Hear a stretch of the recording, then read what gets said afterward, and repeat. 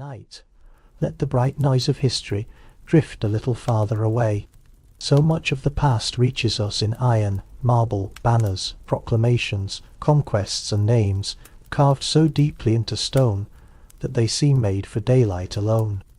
We meet kings at the moment of victory, queens on processional roads, emperors beneath canopies, generals beside maps, dynasties in the loud grammar of rise and fall. Power usually arrives with trumpets. It enters classrooms in armour. It stands beneath high ceilings and speaks in public words.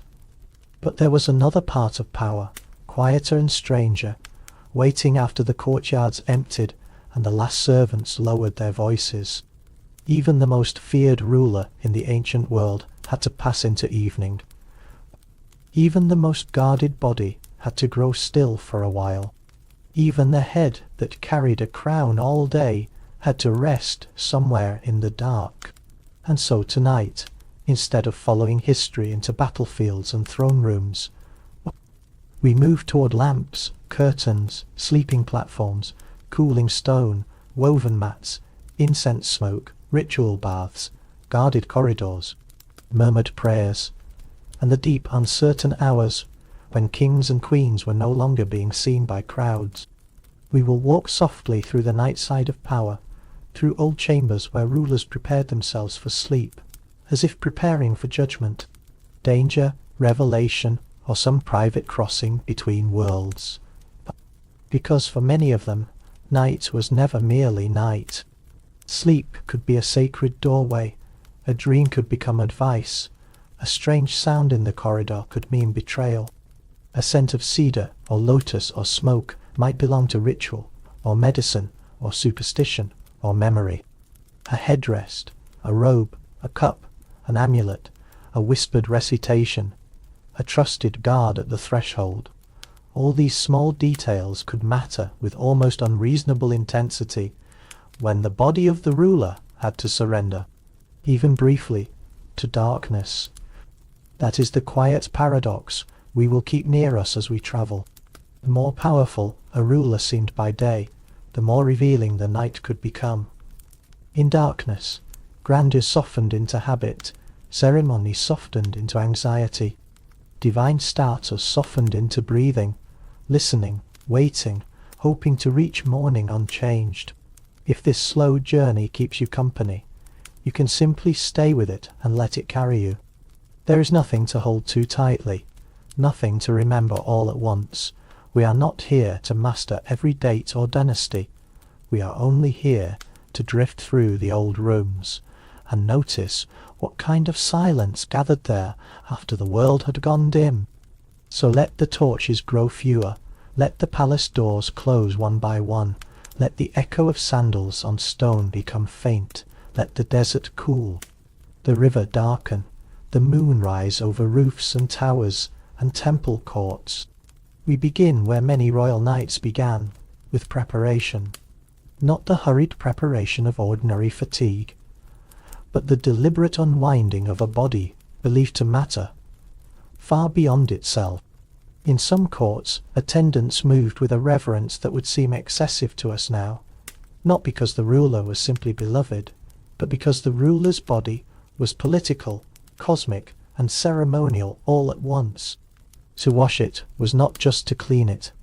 To perfume it was not just to please it. To guard it through sleep was not just to protect a person. It was to care for the point where an entire order of things seemed to gather. Before we step fully into those chambers, let the pace sink lower still.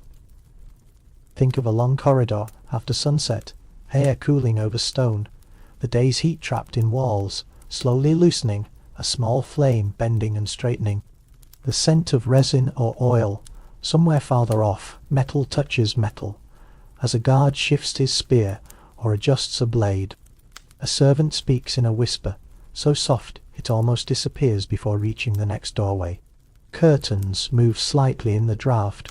Beyond them waits a room prepared, not only for sleep, but for whatever the night might bring with it.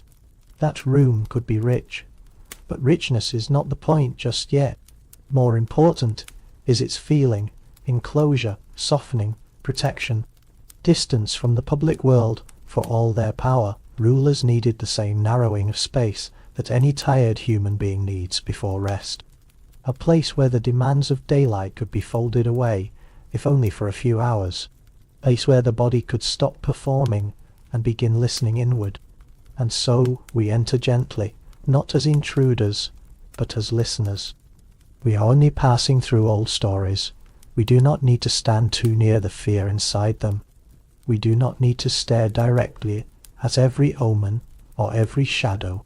Some of these nights will carry unease. Some will carry strange beliefs, severe rituals, or the heavy loneliness of command. But none of it has to arrive sharply. We can let it reach us in the slow way that night itself reaches a room. 1 degree dimmer, one sound softer, one thought less urgent than the last. You are not in the palace. You are only hearing about it from far away. And from that safe distance, one of the first things we notice is how often ancient rulers treated sleep as more than a biological fact. For them, the approach of night could resemble an approach to the sacred. In the lands along the Nile, where kingship could not easily be separated from divinity, evening might gather around the ruler, with a density of symbolism that made the simplest objects feel charged. The chamber itself might be cooler than the outer halls. The smell of the river would be gone now, replaced by perfumed oils, wood, incense, and woven linen. Lamps would cast a mild amber over painted walls and carved furniture. Nearby, attendants would move with practiced quiet, carrying vessels, cloths, and perhaps small objects made not merely for ornament, but for protection. To prepare such, a ruler for sleep was to acknowledge that sleep had edges touching another realm. What would matter first might be purification, water, oil, fragrance, the ordered tending of the body before it lay down. We are used to bedtime as something casual, almost thoughtless. But in many old courts, the body of the ruler was not allowed to become casual. Even privacy had ritual inside it. Skin could be anointed, hair arranged or covered, jewellery removed, except for what was meant to remain. A small carved object, an amulet, a sign of protection or continuity might stay close, not because anyone expected it to physically repel danger, but because symbols were not separate from reality in the way we often imagine them now. A ruler who was treated as a point of contact between the earthly and the divine could hardly just collapse into bed.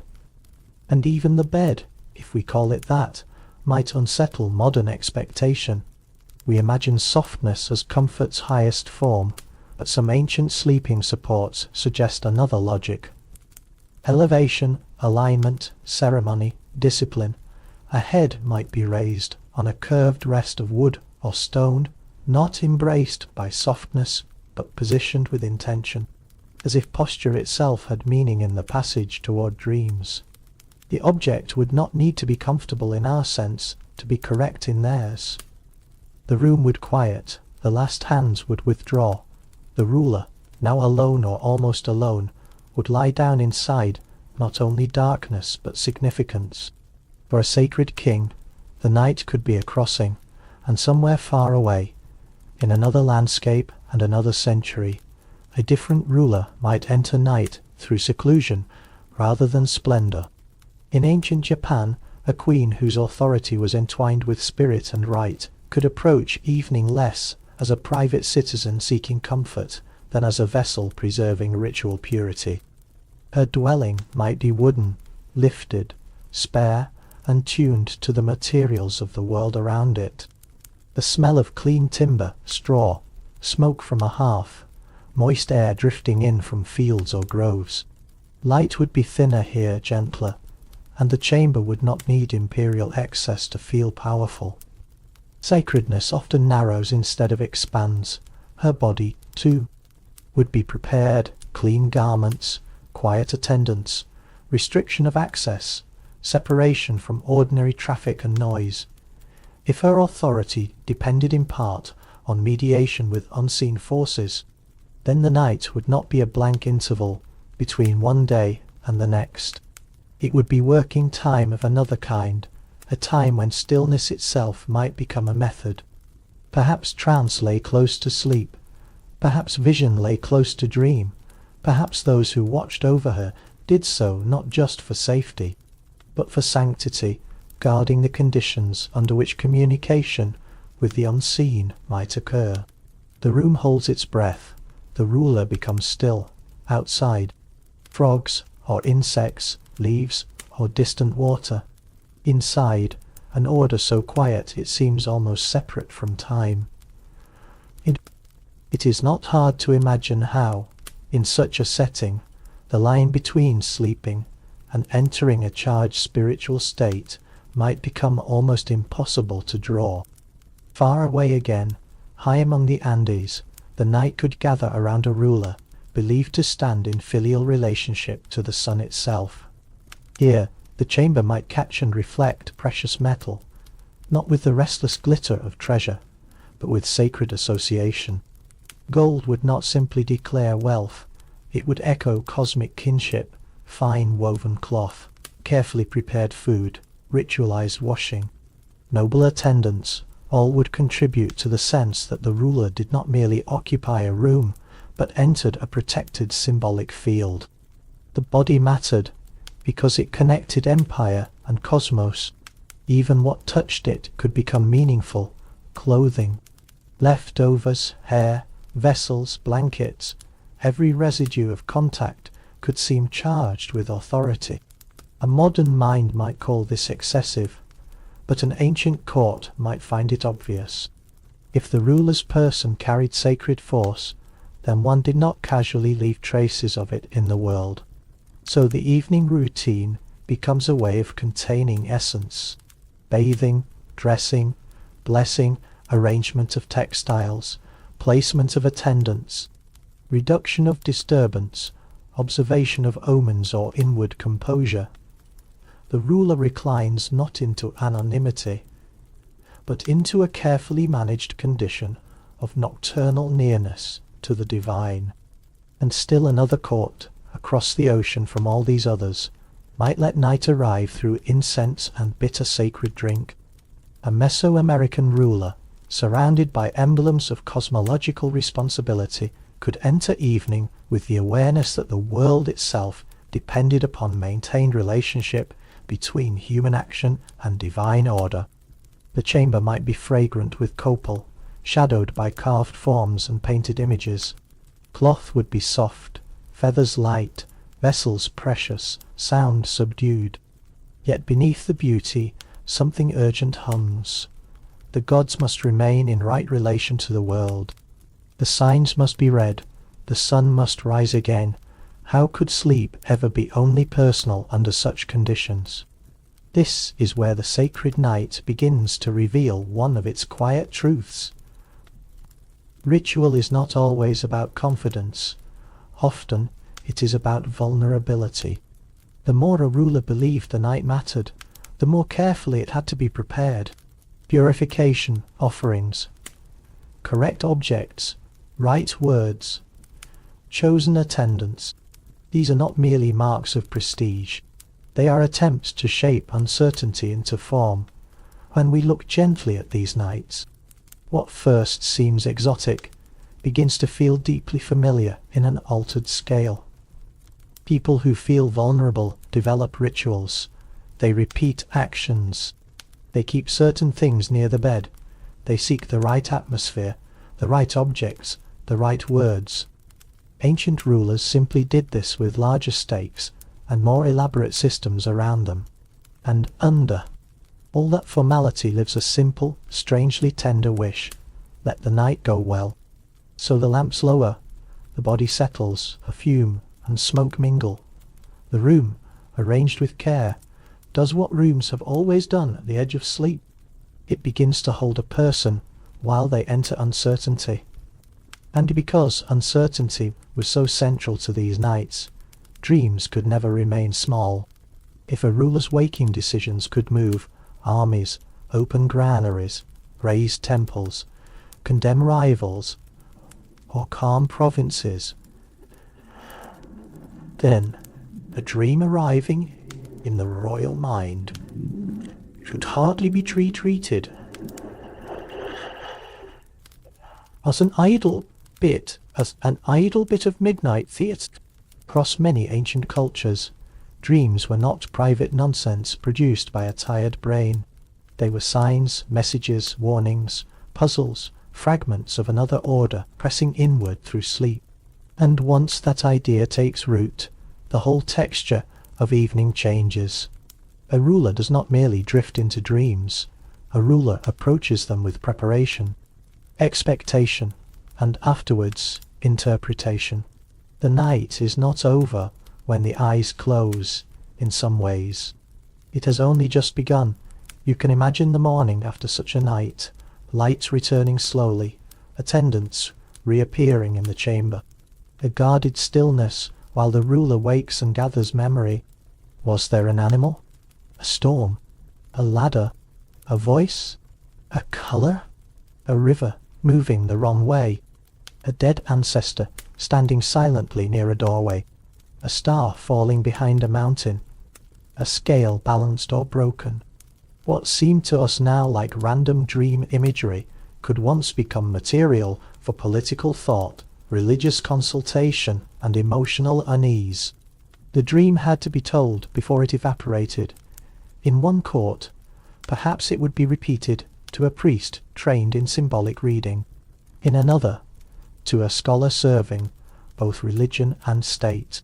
Elsewhere, to a diviner, a scribe, an interpreter of signs whose authority rested partly on tradition and partly on the ruler's willingness to believe that the unseen had spoken. The atmosphere in such moments could be surprisingly delicate. An entire day might bend around the tone of a dream. A favourable sign might soften anxiety. A troubling one might darken the chamber, long after the sun had risen. For a ruler, missing the meaning could feel dangerous. It is easy now to smile at elaborate dream interpretation, but that smile fades if we linger with the logic beneath it. Rule is uncertainty. Power magnifies consequence. Every decision risks harm, and every rival becomes a possible future. Under such conditions, the desire for signs is not absurd. It is almost inevitable. A dream becomes one more available surface onto which fear, hope, and policy can be projected. So night turns into consultation. In the old courts of the Near East, one can imagine the expertise that grew around dream reading with almost bureaucratic seriousness. Categories, precedents, symbolic correspondences, remembered cases, fragments of sacred texts, oral traditions, all could gather around the effort to make the night's images legible. Certain dreams might promise prosperity, others might caution delay. Still others might signal divine displeasure or disorder in the kingdom. The details mattered, because the ruler's body was not considered private territory. What entered his dreams entered, in some sense, public consequence. And if a ruler already believed that gods, ancestors, or cosmic forces addressed human beings through symbolic means, then dreams became an especially intimate channel. In Egypt, where the boundary between divine order and royal personhood could be especially close, dreams may have carried both spiritual and practical pressure. A ruler sleeping under protection, fragrant with oil, framed by ritual, might wake not only with impressions from the night, but with a demand for meaning. Was the dream reassurance, instruction, warning? Did a certain image speak of abundance, of instability, of health, of danger near the throne? Even if interpreters disagreed, the act of interpretation itself mattered. It acknowledged that the ruler's night had significance worth preserving. In a Hellenistic court, especially one steeped in scholarship, the atmosphere around dreams might become even more layered. Greek traditions of symbolic reading could mingle with older local practices. Priests, intellectuals, scribes, philosophers, and ritual specialists might all stand near the same mystery from different angles. One would ask what the image meant in sacred tradition. Another might frame it through precedent, another through astrology. Another, through allegory. The ruler becomes the point where systems of interpretation converge, each trying to catch hold of the same evaporating thing. Imagine the peculiar intimacy of that. A king wakes from a dream, and before the business of empire truly begins, he must speak aloud the theatre of his sleeping mind to other men, who will then explain it back to him as policy, omen, psychology, or destiny.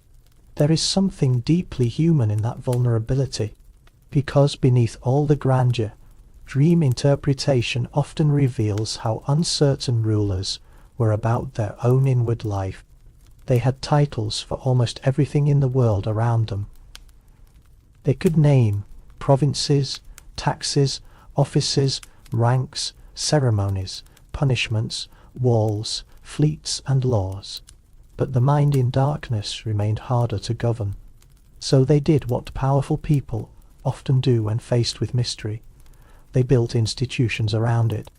Elsewhere, a Persian ruler devoted to order might receive the night through prayer and structured thought, yet still remain open to visions that seemed to clarify destiny. A dream here would not need to be wild to matter.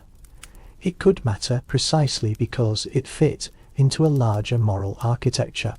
The ruler upheld truth, order, right relation, proper hierarchy.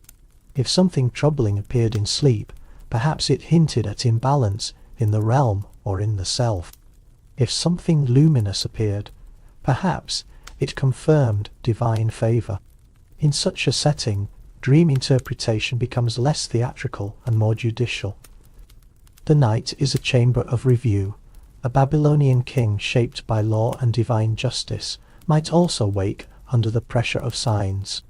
If law was understood as grounded in more than mere human opinion, then dreams could become part of the subtle traffic between heaven and earthly judgment. The ruler who spent his day weighing cases and enforcing order might spend his early waking moments wondering whether a symbol from the night had weighed him in return. Was his justice approved? Was some decree unstable? Had he overlooked a threat disguised as confidence? The thought is almost comforting in its strangeness. Even kings needed feedback. Sometimes they sought it from courts and councils, sometimes from gods, sometimes from the private cinema of sleep. And then there are courts where dream and omen mingle with approaching historical catastrophe. A ruler may hear of unusual births, a comet, strange weather, a temple sign, a bodily sensation during ritual, and all of it begins to press inward on the night. Sleep becomes thinner, because expectation thickens around it. The dream no longer arrives in neutral air. It arrives into an atmosphere already charged with foreboding. This is one of the hidden reasons dream culture can become so intense in empires under stress.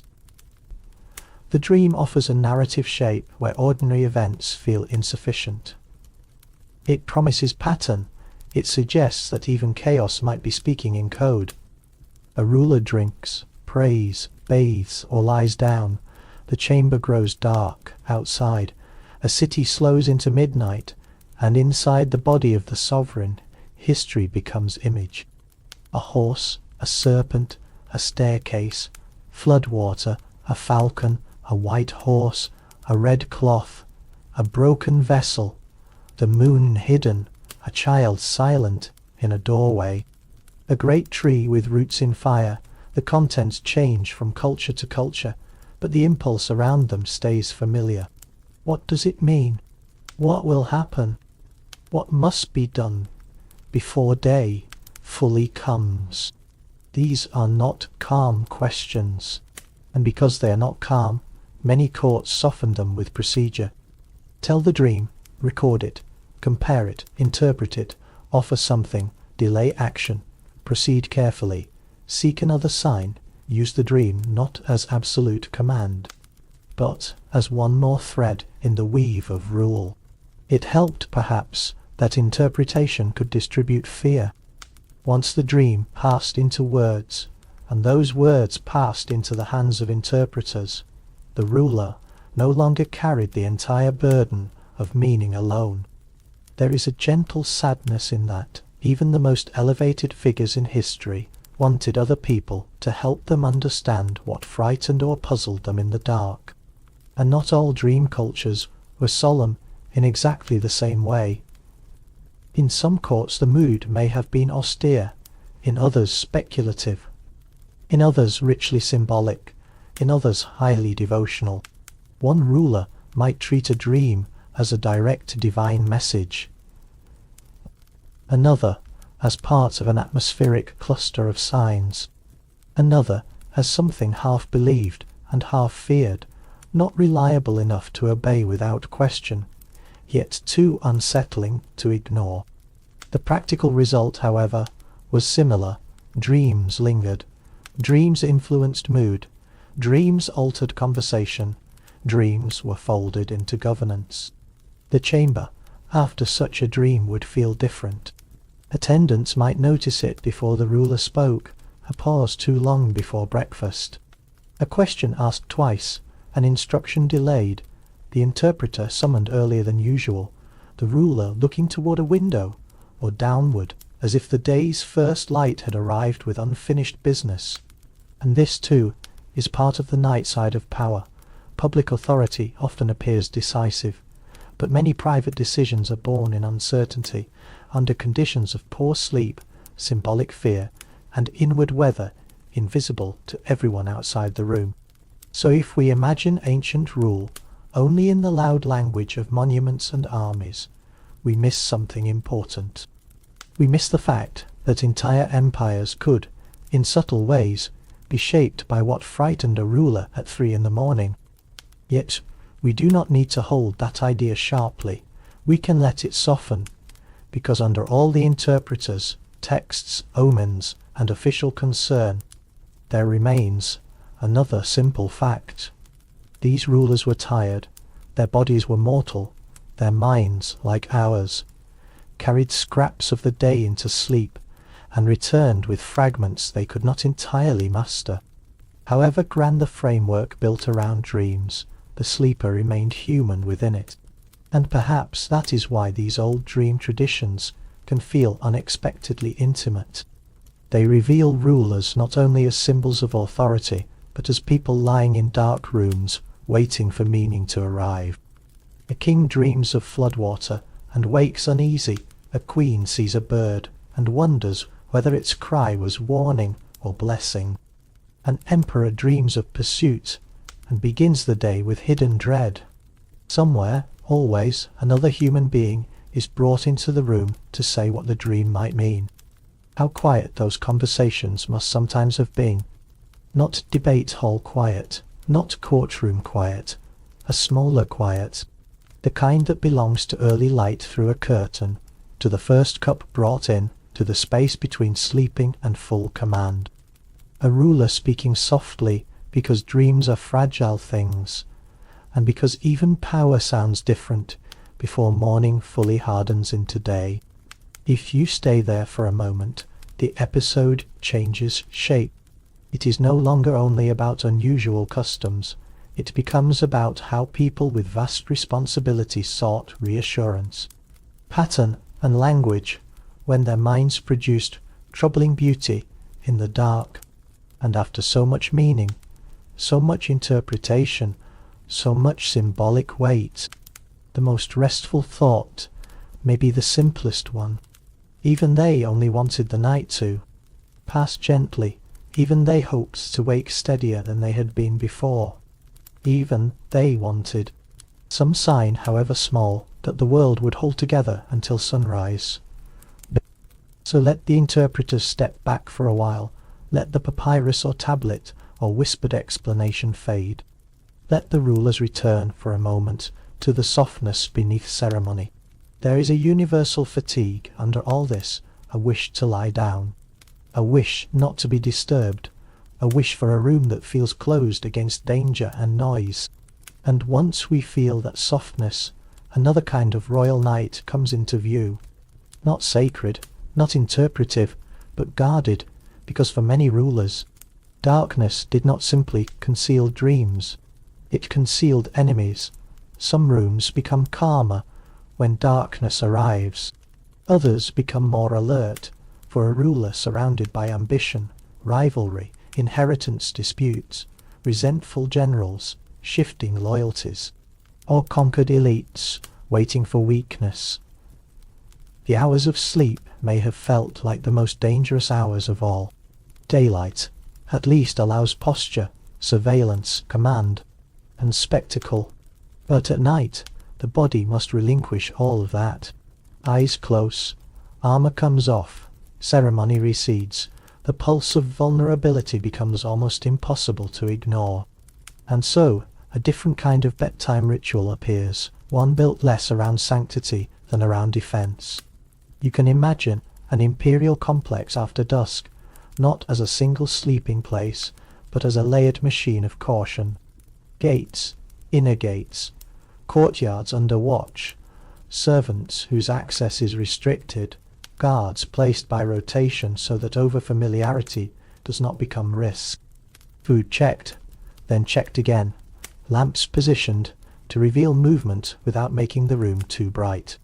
Curtains thick enough for privacy, but perhaps never trusted entirely. Passages known only to a few, rooms inside rooms, codes, habits, timings.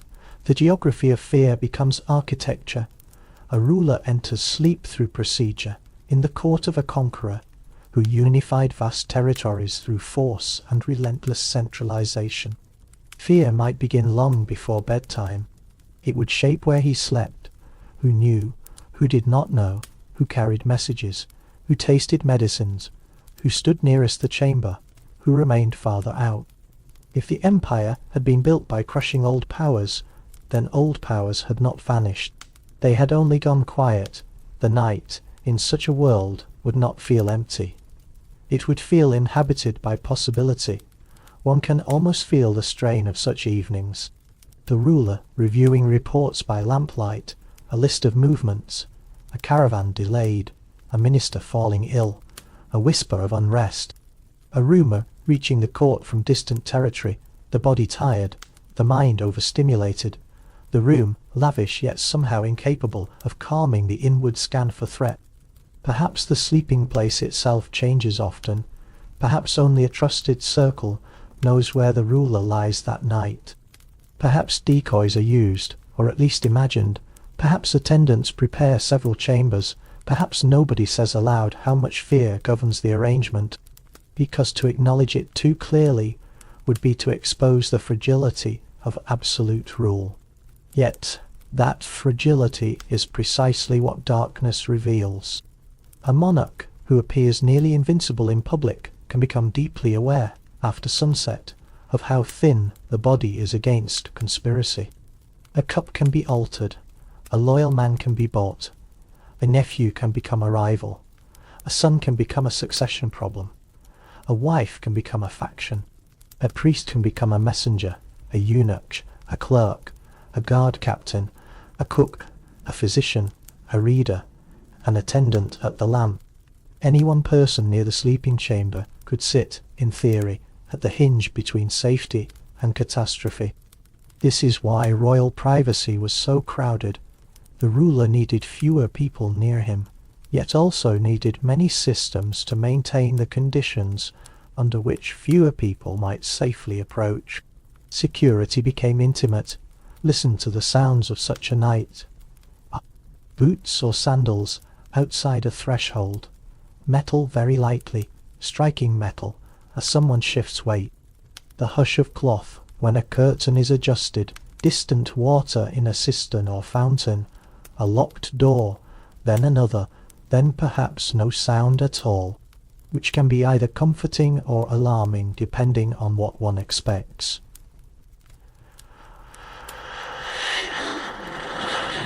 In some courts, sleep may have come after bathing, perfuming, perhaps music, perhaps private conversation, perhaps prayer.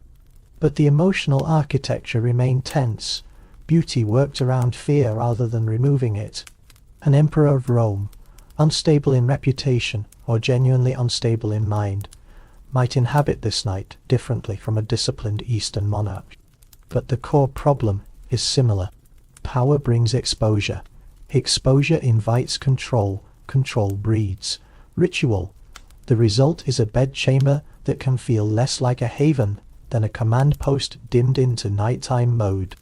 Maybe the ruler delays sleep. Maybe he speaks too long. Maybe he calls for more reading, more wine, more discussion, more distraction.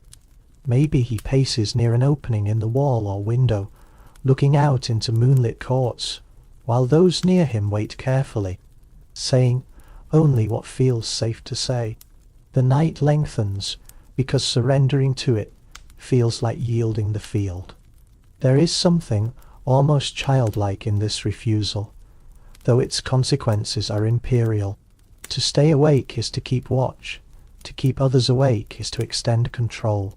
To postpone sleep is to postpone vulnerability.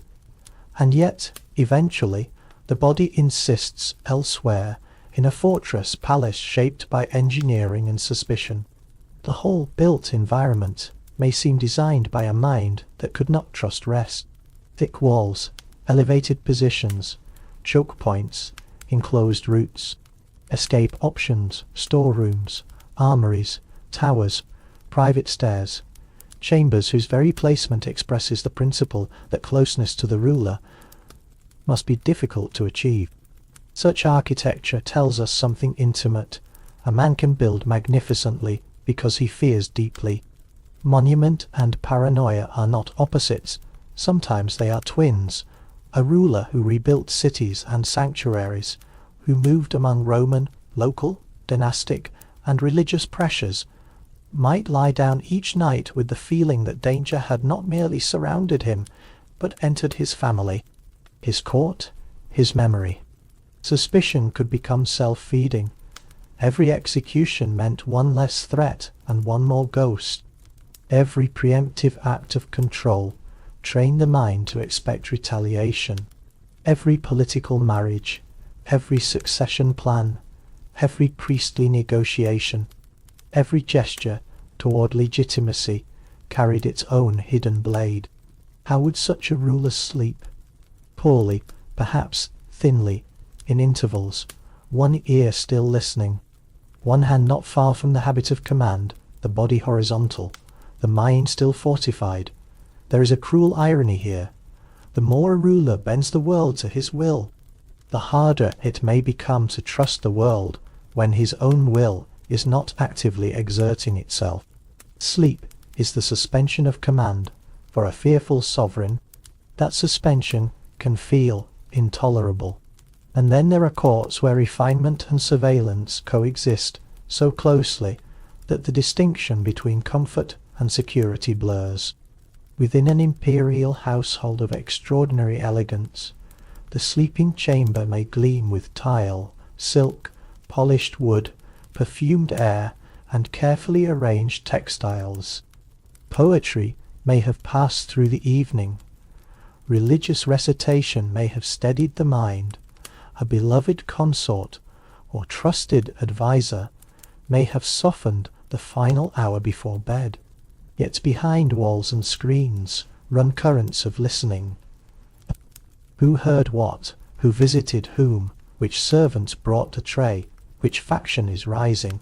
Which son is favoured? Which alliance is weakening? Which whisper crosses from corridor to corridor? The room is exquisite, but exquisiteness is not the same as ease. It is possible, perhaps common, for the loveliest chamber in a palace to contain one of the least restful minds in the empire. What a quiet tragedy that is! Cushions, brocade, perfumes, lattice-work, moonlight, a cup set gently down on a low table. And still, the inward machinery of caution refuses to loosen. The body lies in luxury while the mind keeps inventory of danger. No wonder attendants and guards mattered so intensely. For a ruler, trust had to be delegated in small controlled portions.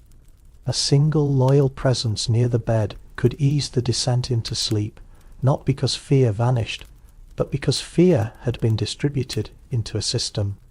Someone outside the curtain, someone beyond the second door, someone checking the passage, someone tasting before serving, someone hearing before speaking. The ruler rests because others remain vigilant.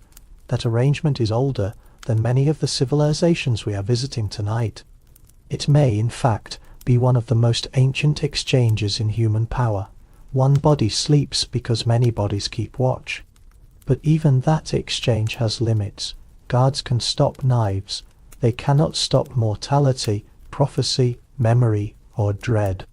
And often, beneath immediate fear of assassination, there lies something even larger, more diffuse, and harder to defend against. The knowledge that one day no guard at all will be enough. At night, this larger truth sometimes comes closer.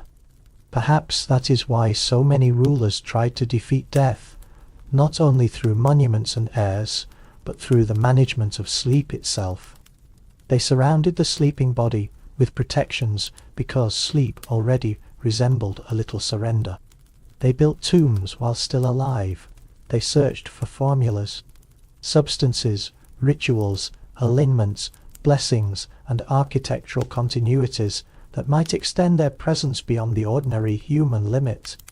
They prepared for night as if night were practice. For some, that practice would become obsession, but let us not hurry there. For now, stay with the guarded room. Stay with the layered silence.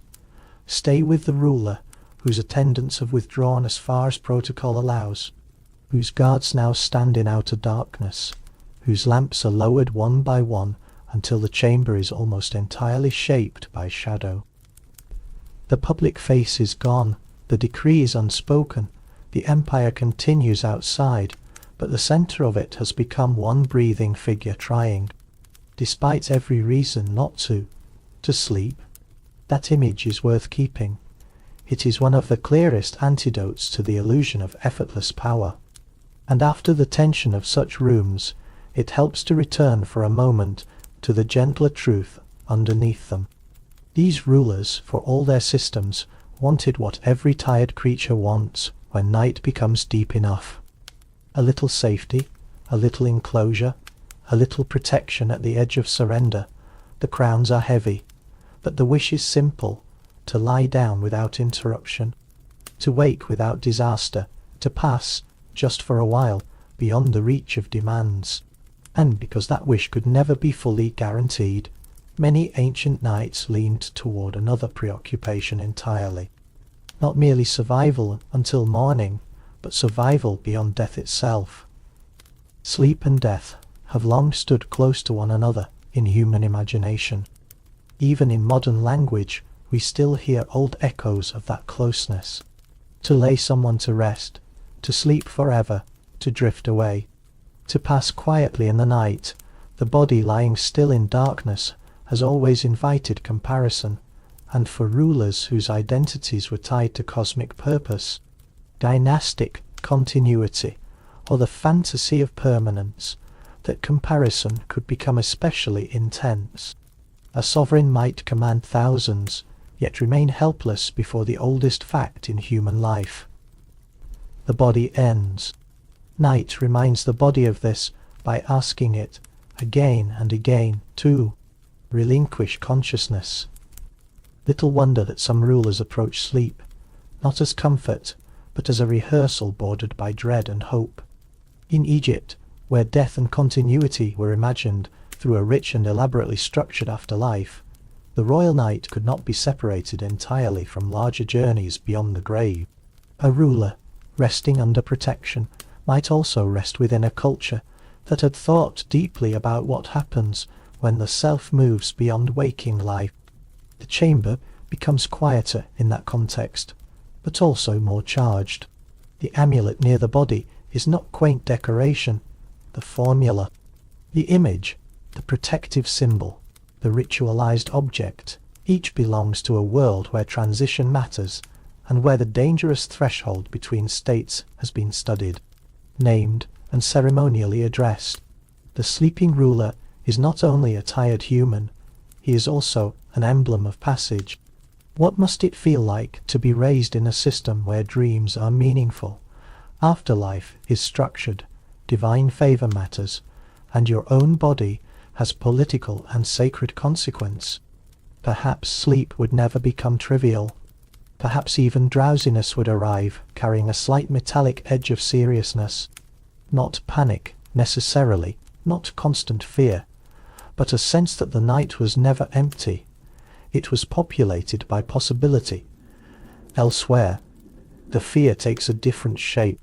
A conqueror determined to outlast ordinary human limits may approach the night with stubborn refusal rather than symbolic fluency. Medicines are sought, elixirs compounded, promises made by adepts, mystics, wanderers, specialists in hidden arts, men who claim that longevity can be extended, decay delayed, death negotiated with, if only the right substances are taken, the right mountains sought, the right formulas obeyed. How desperate such evenings must sometimes have felt beneath their imperial polish. Imagine the ruler who has unified vast lands, imposed order by force, altered roads, walls, writing, measurement, administration, and who now turns inward toward the one remaining rebellion he cannot abolish. Time, the body decline, the certainty that all projects, if left to ordinary nature, will eventually continue without him. This is where night becomes chemically haunted. A cup is brought, a preparation measured, powder, mineral, herb, metal, liquid, perhaps bitter, perhaps sharp, perhaps swallowed in hope rather than trust. Around such rituals there often hangs an air of secrecy mixed with ceremony. Everyone must act as if the effort is meaningful. Everyone near the ruler must preserve the atmosphere in which immortality remains thinkable. To doubt aloud would be disloyal. To believe too fully may be dangerous. Yet the ritual continues because the alternative is to stand face to face with mortality without mediation. And rulers rarely prefer the unmediated version of reality. Still, the body tells its own story. A sleeping chamber can hold every luxury, every physician, every attendant, every secret regimen, and yet the ruler lying down remains what all sleepers are, flesh moving toward uncertainty. A softer version of this longing appears in monumental construction. A king builds not only to govern the living, but to shape his relationship with the future. Tombs, temple complexes, mortuary plans, cosmic alignments, funerary landscapes, protective retinues rendered in stone. All of these can be read as daytime acts of rule, but they are also nighttime acts of imagination. They answer a question often felt most strongly in the dark. How will I continue?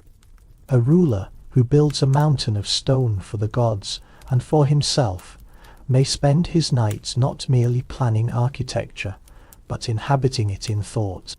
Corridors that represent the cosmos, towers or terraces that lift the self towards celestial order, images carved to outlast flesh, ritual sequences built into space, so that death itself will not dissolve meaning, only transfer it. At night, such projects may grow very personal. The monument is no longer state propaganda or public piety. It becomes a private promise, spoken silently to the sleeping mind. I will not vanish. I have arranged continuity. I have built myself into the future. How moving that is, and how recognizably human. The scale differs. The instinct does not. Most people leave smaller traces.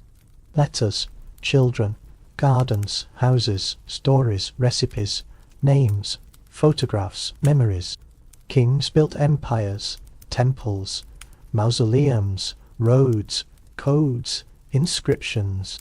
But the feeling underneath may be cousins with our own. Let something of me remain. Let the dark not erase everything.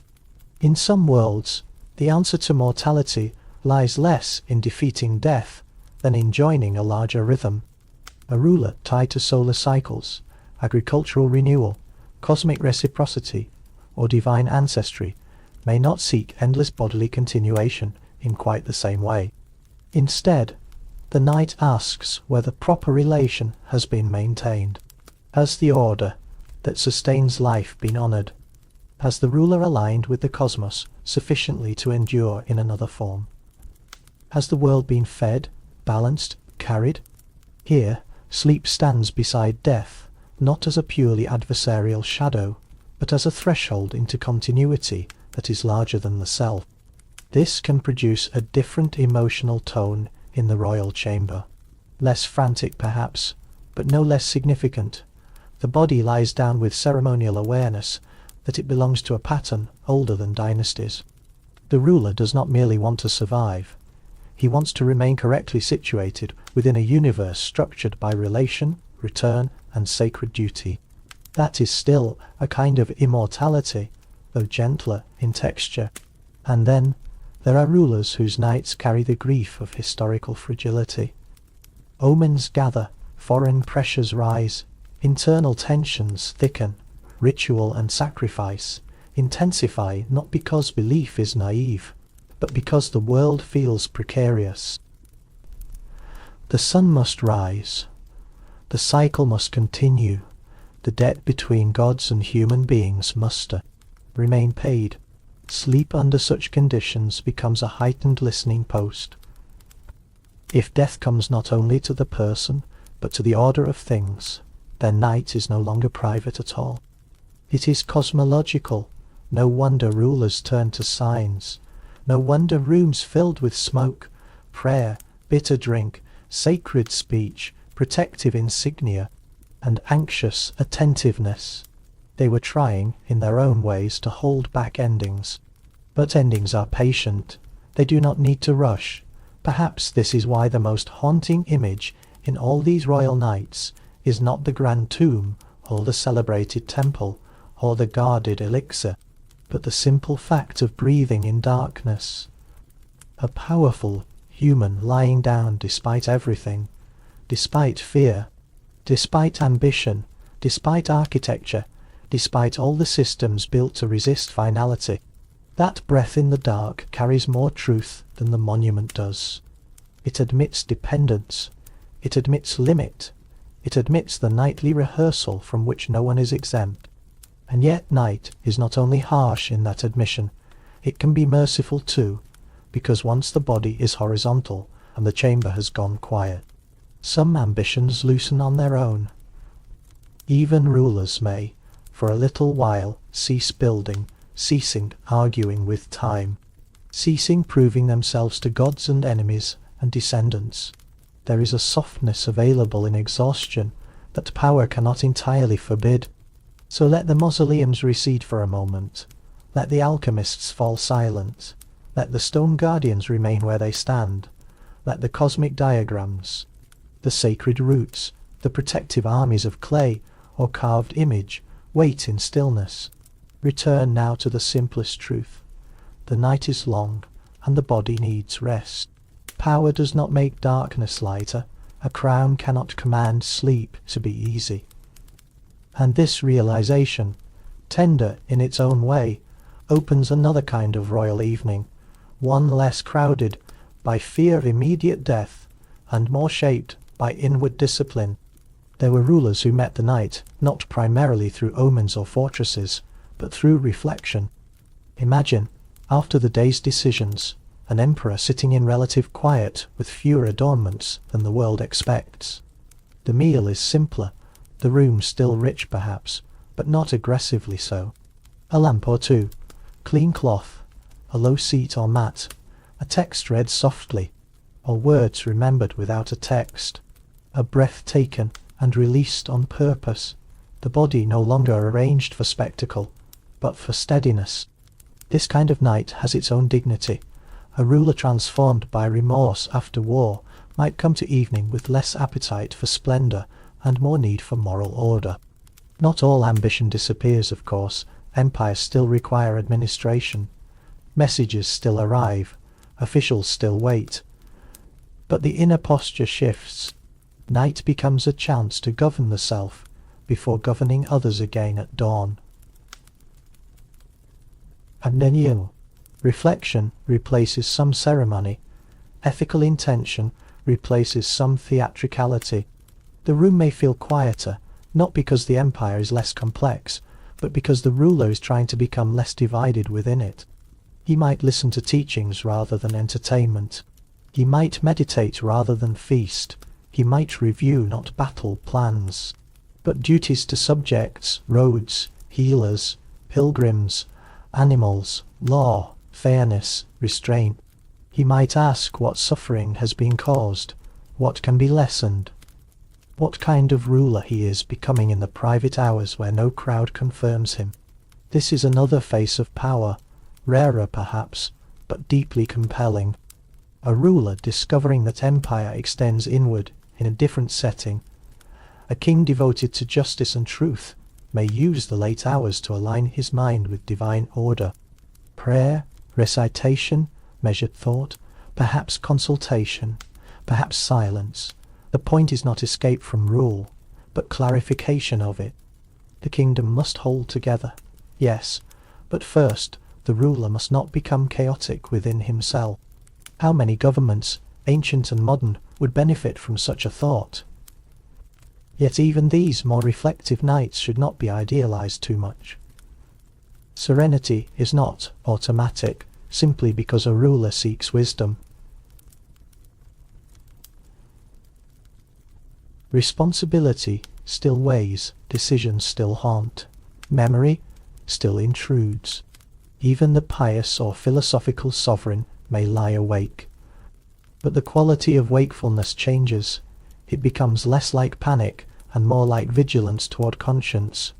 That gives the chamber a different music, fewer urgent whispers, more intentional pauses, less glitter, more breath, and for the listener, too, this part of the journey can become softer.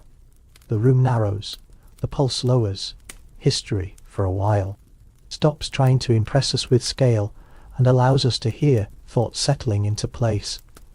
Stay there a little. There is relief in encountering rulers who, at least in the stories preserved around them, tried to meet the night with interior order. It suggests that the old world did not imagine power only as domination. Sometimes it imagined power as self-restraint, memory, prayer, law, and the patient work of shaping one's mind before sleep. And once again, after a more demanding stretch of history, it helps to return to safety. No decree must be drafted here, no campaign decided, no omen obeyed.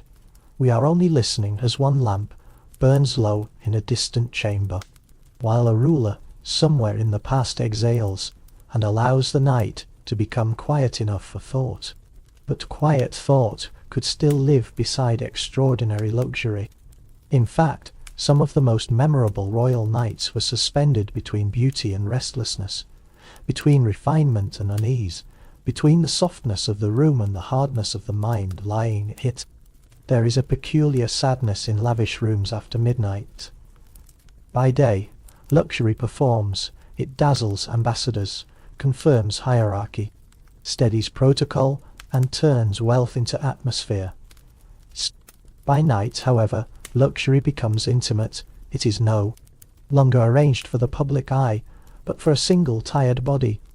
The silk touches skin, the mattress receives weight, the perfume hangs in air, no crowd will enter, the lamp reveals grain in polished wood, a rim of gold on a cup, a pattern in tile, the fold of a curtain, the stillness of carved furniture, the dark beyond a lattice or shutter. And in that private hour, beauty can become almost unbearably tender, if the person inside it cannot rest. Think of a Roman imperial chamber deep in the palace. Fine textiles, cushions, worked metal, scented air, perhaps voices earlier in the evening, perhaps music, perhaps wine, perhaps the theatrics of rank lingering even into privacy. A ruler inhabits this room, not merely as a person, but as a performance partly unable to stop performing. The body is surrounded by softness, yet the mind continues its restless orbit around itself and the heavens. Vanity, superstition, desire for signs, theatrical self-regard, all may remain active, long after the attendants hope the ruler will finally surrender to sleep. Luxury cannot quiet what it did not create. In another world, the royal household reaches almost impossible refinement. Ceramics glazed in deep colours, carpets soft underfoot, lamps arranged to flatter the room, ink, poetry, low conversation, ritual ablution, recitation, perhaps the companionship of a favoured consort whose presence steadies the whole emotional climate. Outside the chamber, the enormous machinery of court hierarchy continues in reduced form. Servants know their places, guards know their distances. Officials know when not to intrude. Everything appears balanced, yet balance in appearance does not guarantee peace within. The ruler may still be carrying disputes over succession, the delicate management of elite factions, the strain of campaigns, the burden of legal authority, the ache of keeping faith and power braided together without tearing one or the other. The room glows with cultivated serenity, while the ruler's thoughts move through complex corridors of consequence. One almost envies the room itself more than the man within it. This is the hidden counterpoint in so many historical interiors. We admire them because we imagine life inside them as fulfilled, but many of them were theatres of controlled exhaustion. The more carefully a space had been arranged to signify power, taste, and stability, the more poignant it becomes when inhabited by someone who cannot stop thinking. And perhaps this is why royal evening culture so often included small arts of softening. Poetry, music, recitation, story, perfume, bathing, gentle conversation, cooling drink, slow service. The point was not always indulgence in a crude sense. It was modulation. These were technologies of descent, ways of helping a sovereign step down from the hard angles of daytime command.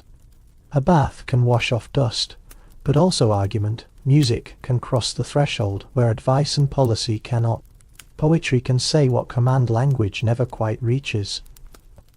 A trusted companion can restore proportion where flatterers and petitioners have distorted it all day. Even the arrangement of cushions and fabrics may matter, not because rulers loved excess for its own sake, but because texture itself can reassure the overstimulated body that it is now allowed to soften. It is tempting to think only ordinary people need such comforts. History suggests otherwise. The richer the court, the more specialized the forms of easing could become. Fine oils from one region, fabrics from another, vessels from another, music trained into exquisite subtlety, fragrances blended with alarming precision, all gathered around the age-old project of helping a human nervous system descend into manageable quiet. And yet, again and again, the old contradiction remains. Splendor helps. Splendor does not solve. A ruler may recline beneath embroidered cloth, with servants withdrawn, with every practical comfort attended to, and still feel the night widening inside him. He may remember a slighting counsel, a letter not yet answered, a son whose loyalty is uncertain, a city waiting on grain, a rumour from a frontier, a word from a holy man, a physician's concern, a dream from yesterday, a building not yet finished, a tax not yet collected, a wife not fully trusted, a brother not fully reconciled, a wound in the body, a weakness no one must detect. Meanwhile the chamber remains beautiful. That beauty, rather than cancelling anxiety, can sometimes sharpen it. To be surrounded by perfection, and still remain inwardly unsettled, is one of the loneliest forms of human experience. The room seems to say, everything needed for peace is here. The mind replies, and still we should linger with that little word. Still the pulse lifts at small noises. Still the mind returns to unresolved things. Still the ruler imagines possible futures and dislikes most of them. Still memory reopens. Still the body resists trust. Still the room, for all its soft intelligence, cannot enter the locked chambers of another form of fear. This is where history grows very near to ordinary life, though dressed differently. Most people know some version of the luxurious room that does not solve the mind. It may not be a palace, it may be a comfortable bed, a quiet home, a fan turning softly, a familiar blanket, and still the thoughts continue. Kings merely staged the same dilemma on a grander set. A wealthy Muslim emperor with a scholar's respect for language may have found in verse a way to rebalance himself before sleep. A Hellenistic ruler in a cosmopolitan port city may have preferred scrolls, discussion, or controlled symposia before withdrawing. A fabulously rich West African sovereign may have listened to praise songs, genealogies, or stringed instruments that placed him inside a lineage wider than his immediate concerns. Different objects, different textures, different faiths, different aesthetics, yet all participating in the same nightly labour, easing the sovereign out of noise without letting the dignity of rule entirely dissolve. What beautiful work that must sometimes have been, not idle luxury, but precise emotional calibration. A griot's voice in a dim court, a poet's line murmured in a secluded chamber, the small metallic ring of a vessel set down carefully, water poured, scented smoke curling toward beams, the rustle of silk, the softness of linen, the low murmur of prayer after the last visible business of the day has ended. Human beings have always invented arts not only for celebration, but for descent. And still, no arrangement is perfect. Even the most beloved consort cannot always quiet suspicion. Even the finest music cannot always outplay mortality. Even the calmest recitation cannot entirely prevent the return of inward argument. Yet these arts matter because they honour vulnerability without naming it too harshly. They make space around unease.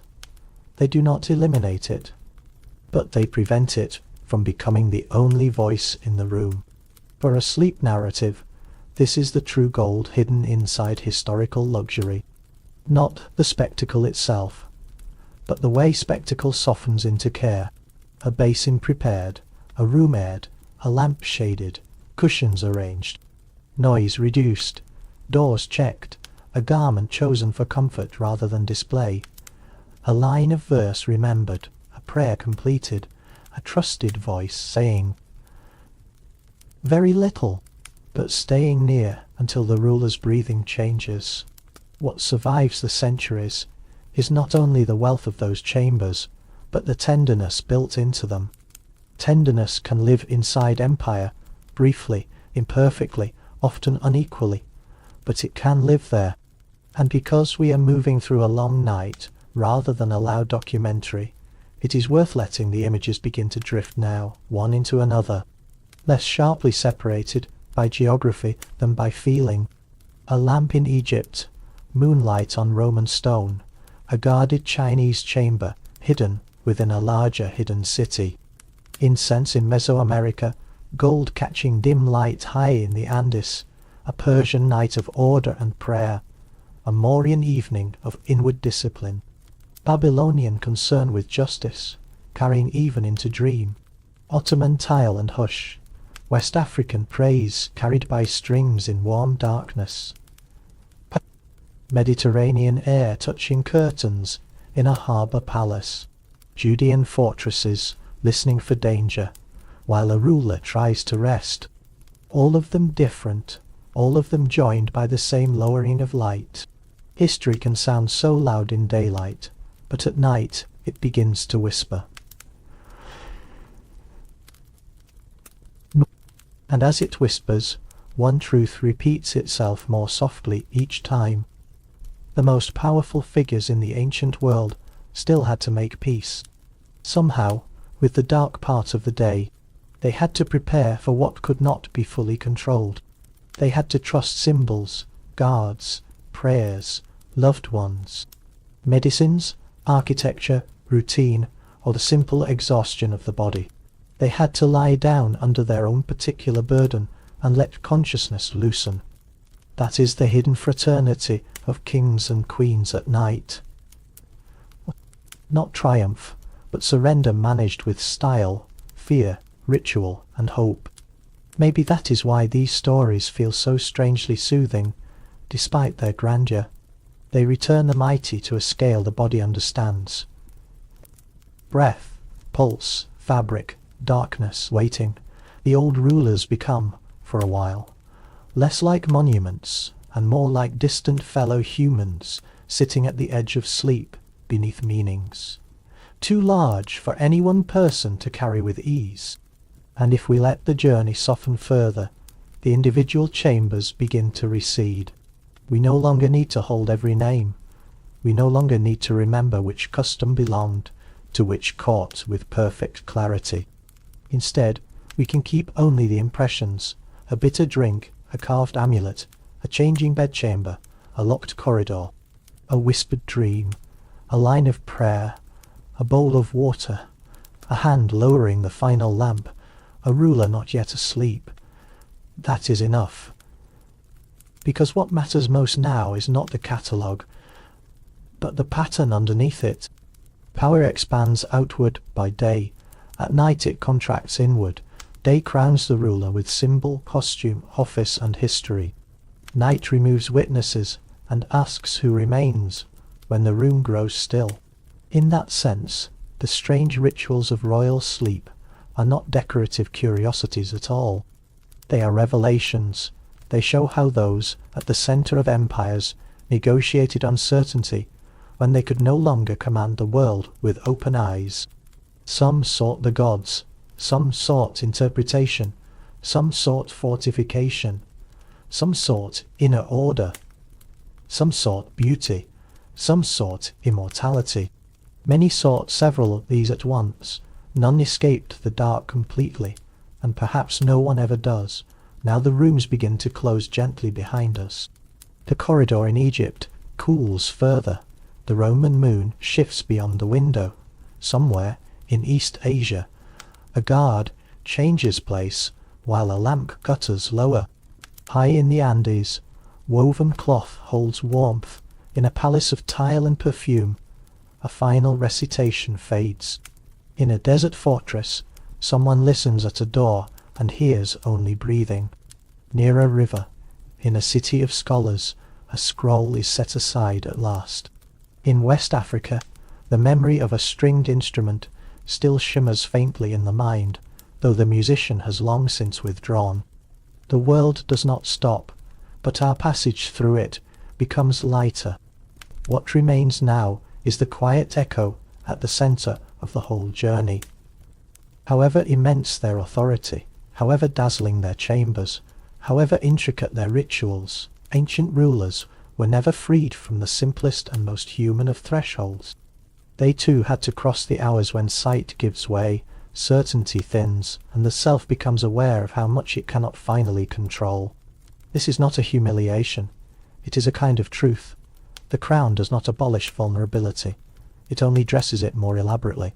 And when we understand that, the rulers of the past stop feeling like remote figures carved entirely from ambition. They become strangely recognizable, tired, hopeful, superstitious, reverent, lonely, guarded, comforted by routine, helped by trusted presences, frightened by signs, moved by music, relieved by order, resistant to sleep, and yet needing it beyond argument. The image is softer now. A king somewhere in the ancient world lies down. Another turns once more before settling. A queen in ritual seclusion grows still. A conqueror listens to the silence, as if it might contain a plot. A pious ruler breathes through prayer. A richly adorned emperor stares a little longer at the dark beyond the screen.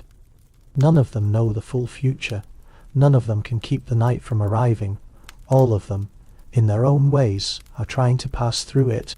And because they are so far away, because their languages and gods and rooms and fears belong to worlds no longer fully ours, they can now pass by us almost like lanterns seen from a distance across water. Visible, fading, gentle. You do not need to follow them any farther than you want to. The old chambers can keep closing now, one after another. Not with finality, but with softness. Not as if history were ending, only as if it were stepping back to make room for your own quiet. There are no ministers waiting outside your door, no dynasty leaning on your sleep, no interpreter asking what animal appeared in your dream. No guard rotation to manage, no empire to keep stitched together by dawn, no temple alignment, no coded corridor, no rival branch of the family listening for weakness, no bitter elixir, promising one more year, no burden of cosmic kingship balanced on the simple fact of your breathing. The weight of those old nights is not yours, so the mind can set them down. You can let the crowns remain with the past, let the incense disperse there, let the palace lamps burn lower there, let the fortress doors stay shut there, let the moon over ancient roofs belong to those who once looked up at it with their own strange mixtures of fear and faith. You do not have to keep watch for them. You can simply rest nearby while the story grows dimmer still. If you keep listening a little longer, the distance widens in a pleasing way. The past does that sometimes when approached through night rather than daylight. In daylight, history can seem argumentative, full of claims, dates, causes, names insisting on their place. In the dark, it loosens, the edges blur, the people remain. But their outlines soften. They become less like lessons, and more like presences passing through. A ruler in a chamber, a lamp, a watcher at the threshold, a bed prepared, a mind not yet fully calm. That is enough to carry the feeling.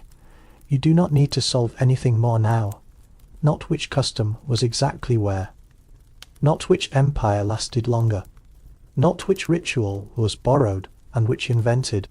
Those are daylight questions, and they can wait where daylight belongs. Tonight, we have travelled by another method, through atmosphere, through recurring gestures, through the hidden hours in which people once called divine, royal, or world-shaping were reduced, tenderly and inevitably, to the old human facts of skin, fatigue, fear, memory, and hope. There is comfort in that reduction. It does not make the past smaller. It makes it gentler to hold. Even the rulers who terrify in daylight become quieter companions at night. The paranoid king is no longer only a tyrant. He is also a frightened insomniac behind thick walls. The sacred ruler is no longer only a symbol. He is also a sleeper arranged within ritual, because uncertainty feels too large to enter unprepared. The philosophical emperor is no longer only a moral inscription.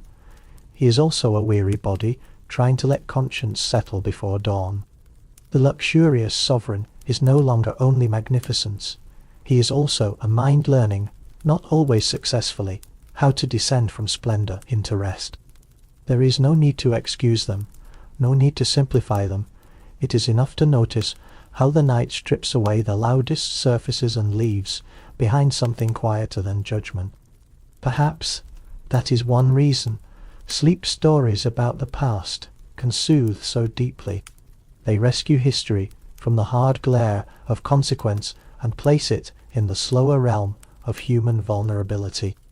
There, among curtains and doorways and fading lamps, the old dead stop competing for greatness and begin revealing what it cost them to remain human while living as symbols. And symbols, after all, do not sleep. Only bodies do. Remember that line, if you like. You do not have to hold it tightly. Let it drift through. Symbols do not sleep. Only bodies do. Empires are symbols. Crowns are symbols. Dynasties, monuments, victories, official portraits, legal titles, sacred styles of address, all are symbols. But in the room at night, there is only a body under cloth, a pulse in the dark, a breathing creature attended by the systems built around it, and the fact that none of those systems can finally sleep in its place. Only bodies do. Only bodies grow tired. Only bodies long for one more hour of ease. Only bodies wake uncertain and hope to feel steadier than the day before. This may be the most democratic truth in all the old stories. Not equality in law, not equality in comfort, not equality in safety, certainly not equality in power, but equality in the approach of night. No title, no matter how magnificent, cancels the need to lie down. No amount of wealth buys exemption from inward weather. No court ceremony can permanently postpone the hour when the room grows dim and the self has to meet itself more directly. So, perhaps, in some delicate way, the night humbles power without humiliating it. It asks for pause, it asks for silence, it asks for the surrender of performance. It asks the ruler to become, for a while, less legible to the world, and more dependent on the oldest forms of comfort. Shelter, trusted nearness, familiar ritual, prayer, fragrance, cloth, warmth, repetition. This is not nothing, it is nearly everything, and because it is nearly everything, the final movement of our journey can become very small. Imagine one chamber after another, without naming them now. A narrow flame, a bowl of water catching light, the faint scent of resin, cool stone beneath sandals, a woven screen, a bronze latch, linen folded, wood polished smooth by many hands, gold dimmed into amber, a low table, the final cup of the night, a curtain drawn, a muttered blessing, a watchman outside, hearing nothing except the ordinary sounds of settling architecture, a ruler, inside the room, listening to his own mind, become less articulate. Not peaceful, perhaps, not instantly, but less articulate. Thoughts no longer arrive as speeches. They arrive as fragments, an unfinished concern, a remembered face, a feeling without sentence. The day's arguments lose their edges, the future loses some of its architecture, the body enters that strange territory where importance remains. But words begin to release it. What did rulers do in that territory? Perhaps exactly what everyone does. They turned once, adjusted cloth, drew a breath, listened for safety, counted inwardly without meaning to, found one reassuring object with the hand, thought of someone absent, thought of some task waiting at dawn, returned to the same thought again because sleep had not yet fully claimed it. Drifted near dream, returned, drifted again.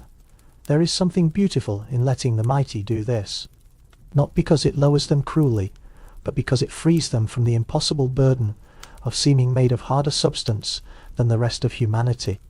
They were not, no one is. Some had more ceremony around the bed, more guards outside the room, more expensive cloth, more complex theology, more threatening succession politics, more magnificent ceilings, more sacred architecture, more fear. But the inward movement towards sleep still passed through the same narrowing gate. Less command, less language, more breath, more darkness, more surrender. It is possible that this is why so many ancient cultures wrapped sleep in reverence, fear, and interpretation. They sensed that sleep was not merely a nightly maintenance task. It was a recurring lesson in limit. Every night the ruler had to let go of the posture that daylight required.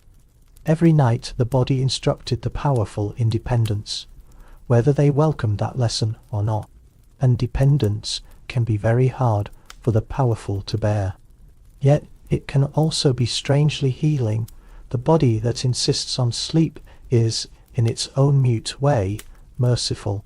It interrupts obsession. It weakens the hold of performance. It lowers the volume of self-importance by force, if necessary. Even the ruler, who wants to keep planning, controlling, fearing, interpreting, enjoying, commanding, or resisting eventually, meets the simple boundary of fatigue. Then the bed, or mat, or platform, or couch, or layered textiles, or carved support, or woven mattress, whichever form the sleeping place takes, becomes the site of a universal treaty. You cannot continue exactly as you have been. For a while, you must enter another state, tonight, listening from far away. You do not need to resist that treaty. You can accept the gentler terms. No one is asking you to decode a vision before dawn. No one needs your body to represent the cosmos. No corridors must be secured on your behalf. No dynasty will tilt because you drifted off too early. No one waits beside your bed to extract policy from your dreams. The old rulers can keep their strange responsibilities. They are built into the worlds that made them.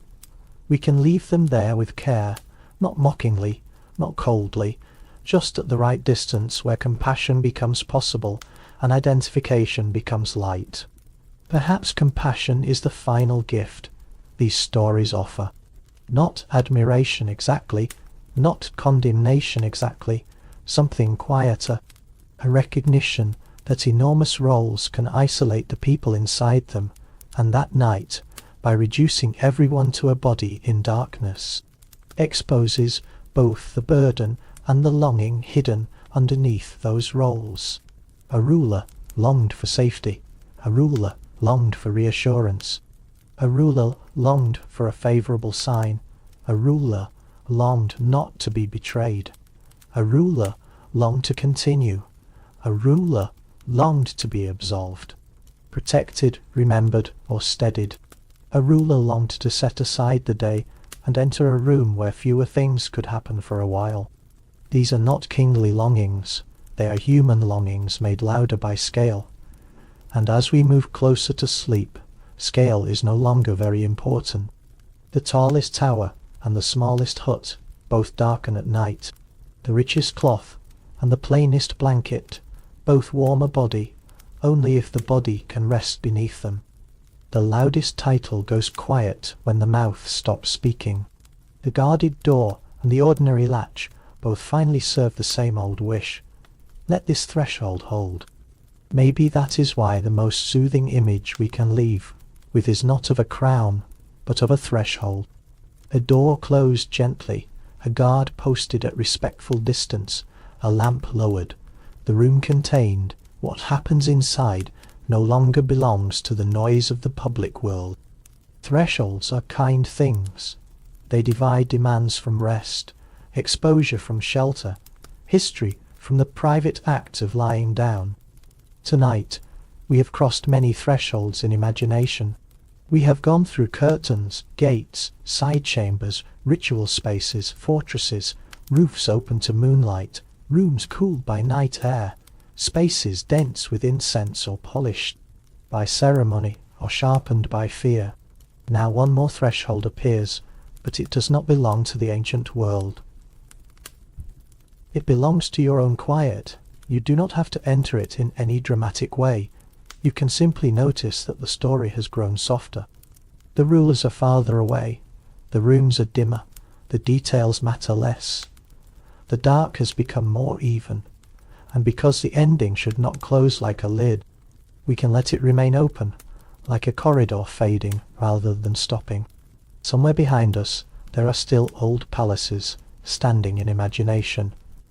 Still old guards at their posts. Still old rulers not yet entirely asleep. History never fully ends for the night. It only lowers its voice. It continues in distant rooms, in unread inscriptions, in buried walls, in names half remembered, in customs no longer practiced, and yet still somehow understandable, because they were built around needs that remain familiar. Safety, meaning, relief, continuation, these are old words. They are also tonight's words. If you notice your own thoughts still moving, let them move more slowly. They do not need to be solved before sleep. If a fragment of one ancient chamber remains with you, let it remain. A curtain, a lamp, a guard, a whispered prayer, a carved charm, a bowl of water, a high quiet room. These are gentle things to fall asleep beside. And if none of the details remain, that is gentle too.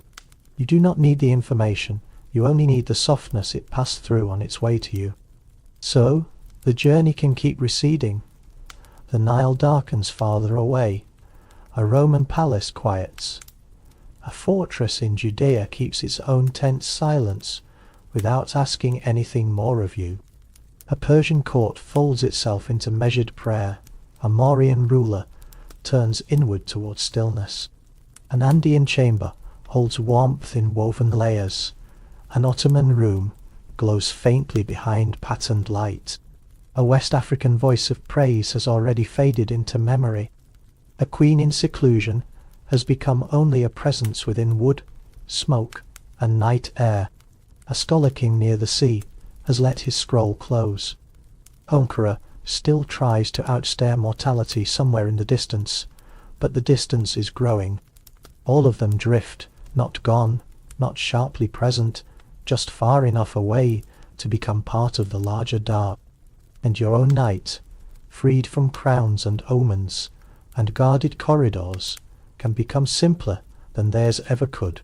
No elaborate ritual is required now, no interpretation, no performance, only the small sufficient things, a place to lie down, a body that knows how to soften if given time, a breathing rhythm that can become a little slower, a darkness that no longer asks to be explained, and if, somewhere between listening and sleep, a thought appears from the day, let it be no more important than one of those ancient dream fragments drifting across a royal mind.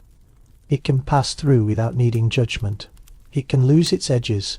It can become part of the same long river that carried so many rulers toward uneasy. Reverent, fearful, hopeful, or beautiful sleep centuries before this moment, and now carries you towards something gentler. The old chambers are still there, if you want them, faint, patient, half-lit, a little incense in the air, a little coolness in the stone, a little gold dimmed by dark, a little music already gone, a little prayer still warm in the room, and beyond all of them, a wider quiet, open enough to receive even the thoughts that have not yet settled. You can leave them there, you can rest nearby, you can drift without having to arrive anywhere in particular. The night is already doing the work. Before the last of the story thins away, there is one more comforting thought to keep close. Morning always returned for them until it did not. For years, for decades, for dynasties measured in human lifetimes, dawn found its way back into those rooms.